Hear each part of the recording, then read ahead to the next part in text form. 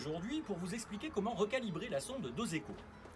La sonde Doseco que vous allez trouver ici avec son boîtier bleu.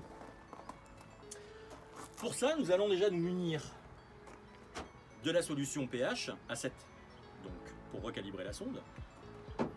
Et dans un premier temps, nous allons commencer par éteindre la filtration. Deuxième étape, nous allons retirer donc la sonde. Alors, on va la dévisser délicatement et la retirer tout aussi délicatement.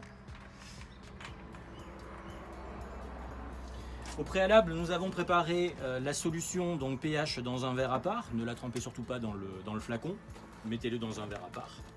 Nous allons déposer la sonde et la laisser tremper quelques secondes. Arrivé à cette étape, nous allons mettre la tête de filtre en position ouest.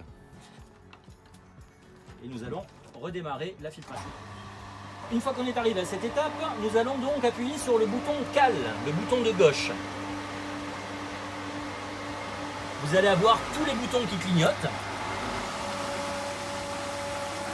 L'opération sera terminée une fois que le bouton vert sera fixe sur le 7.2. Voilà. Là, nous sommes donc sur la valeur 7.2. C'est donc la valeur que nous désirons atteindre. À partir de là, je coupe la filtration.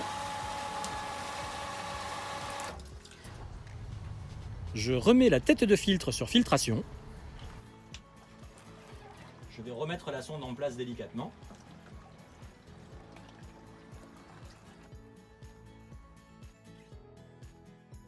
Il se peut que votre calibrage échoue. Dans ce cas-là, vous aurez sur le Doseco deux lumières clignotantes rouges aux deux extrémités, ici et ici. Alors, deux raisons possibles. Votre solution est altérée et dans ce cas-là, bien sûr, on n'arrive pas à retrouver les bonnes valeurs. Il faut donc racheter un nouveau flacon pour le remplacer.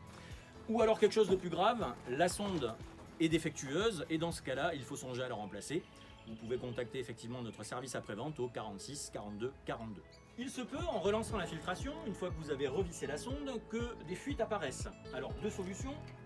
Vous avez du téflon sur le pas de vis. Il se peut qu'il soit dégradé. Dans ce cas-là, vous l'enlevez entièrement et vous le remplacez.